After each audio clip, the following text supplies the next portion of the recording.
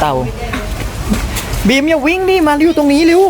เขามาให้บีมถ่ายรูปอ่ะบีมหันมามองป้า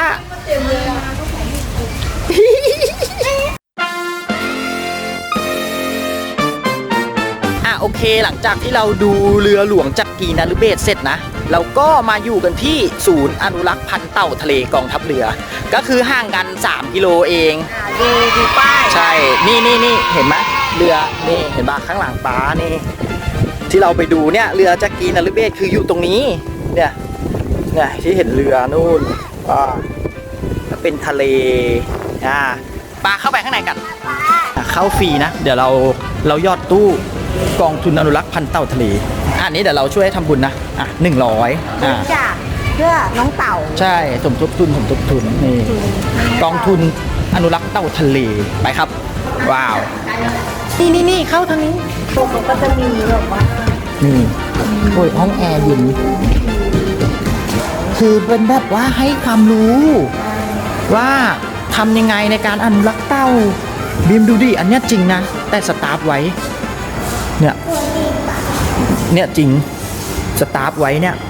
เต่าจริงตรงนี้เขาก็มีวิดีโอบรรยายตรงเนี้ยเด็กๆไม่ค่อยอยู่นานหรอกเพราะมันไม่ใช่เต่าจริงเดี๋ยวเราไปข้างนอกกันอันนี้เราเดินออกมาแล้วนะเราไปตรงนี้ต่อน่าจะเป็นเต่าตัวจริงแล้วคันนี้นี่ไงบ่อเต่าตัวใหญ่ลงไปดูข้างล่างอ่ะน่าจะเห็นชัดเพราะเป็นตู้กระจกเขามาเล่นกับคนเนี่ยตอนเดือดว่าอยู่เนี่ยวีมโอ้สุดยอดอ่ะ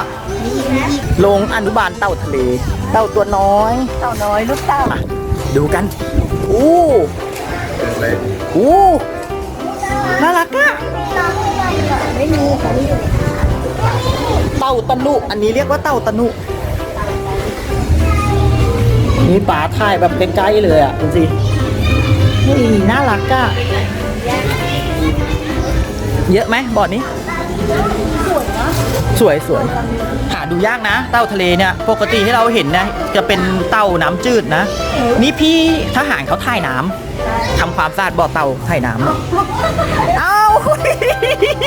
เต่าสไลเดอร์เต่าสไลเดอร์อันนี้เต่ากะเนี่ยเต่าเล่นน้ำแล้วอันนี้น้ำจืดหรือน้ำทะเลครับน้ำจืดเขาล้างบ่อโอ้เต่าเล่นน้ำแล้วครับตอนนี้ที่เด็กๆชอบดินดูใหญ่เลยนี่บ่อนี้ใส่น้ำลงไปแล้วขึ้นมาใหญ่ใช่เริ่มใหญ่ขึ้นบ่อนี้เนี่ยข้ามมันนี้ใหญ่ขึ้นไปอีกบีมอันนี้ใหญ่เห็นได้ชัดเลยเนี่ยใหญ่ขึ้นเรื่อยๆเห็นไหมอันนี้โตแล้วเนี่ยบ่อนี้ก็ใหญ่กว่าเดิมอีกแล้วบ่อเขาก็แบบกว้างกว่าเดิมตัวใหญ่มากโอ้ใหญ่มากจริงอ่ะน้องๆดูดินี่แบบหลายปีนะบีนะบีสังเกตมะอ้วนเลยอ่ะกินดีนอนทุกตัวตอนนี้น้ำแห้งนี่มีอะไรบ้างอันนี้มีน้ำแล้วบ่อนี้ดูว่ายน้ำหัวว่ายเร็วด้วยนะบ่อนี้มีน้ำแล้วท่าว่ายเขาน่ารักนะกระพือปีกว้าวจบเริ่มเลยนี่ว่ายมาแล้วดูดิน้ำเท่ากันเปล่าเท่ากันเขาต้องให้น้ำเท่ากันนะเขาน่ารักนะใช่เขาต้องให้น้ำเท่ากันก็จะได้อยู่ระดับเดียวกันไงว่ายใหญ่เลยเขาจะได้รู้ว่าอายุเท่ากันนี่ตอนนี้งดว่ายน้ำนะครับเพราะว่าน้ำแห้ง อยู่ในช่วงของการถ่ายน้ำพี่ทหารเขากำลังถ่ายน้ำอยู่บีมนับเต่าว่ามีกี่ตัวนับตัวบอกตาลายอ่ะนี่ป้าบาสเดินลงทะเลมีทางลงชายหาดทะเลเห็นแต่ไกลเลยว้าวนี่เรามาอยู่ตรงริมโขดหินใช่บีมเรามาดูสิแถวนี้มีเต่าเปล่าเพื่อเต่ามันว่ายขึ้นมาจากทะเลไงมีสิ่งมีชีวิตไหมเราดูสิแยกย้ายกันนี่ ตอนนี้ก็เป็นบรรยากาศเดินเล่นริมทะเลบีมเล่นอะไร เล่นอะไรบีมวาดรูปเครื่องบินเนาะหรือว่าวาดรูปเรือมีชีวิตเปล่าหอยตายแล้วโดนแดกท่านนี้เพราะมันไม่ได้ลงน้ำด้วย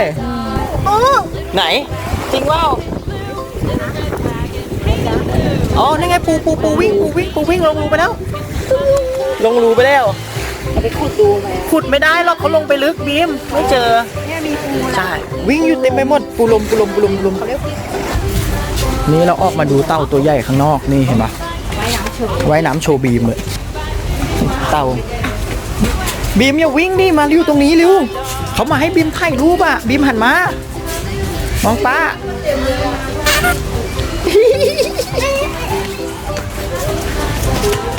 น่ารักอะตัวใหญ่นี่มาหาบีมไปกันบีมเอาปลาให้เราตัวหนึ่งบีมเราหิวเหลือเกินบีมไปอ่ะโอเคเราก็ดูเต่ากันเสร็จเรียบร้อยแล้วนะก็สนุกมากๆเลยอ่ะเดี๋ยวเราก็จะกลับที่พักกันแล้วสำหรับคลิปนี้น้องบีมก็ต้องลาไปก่อนอย่าลืมกดติดตามช่องน้องบีมด้วยนะครับเพื่อเป็นกำลังใจในการทำคลิปต่อไปนะสวัสดีครับ ไม่ได้ตอนนั้นอะที่น้องพี่ไปดูเรือใส่ชุดทหารเรือแต่พอน้องพี่มาที่นี่น้องพี่เปลี่ยน อ๋อเขาจะบอกว่าที่ไปเรือจากกีนารุเบศเขาใส่ชุดทหารเรือ แต่พอมาที่นี่เขาเปลี่ยนชุดว่าเพื่อนๆจะงงไหม Skip to my loo, my darling.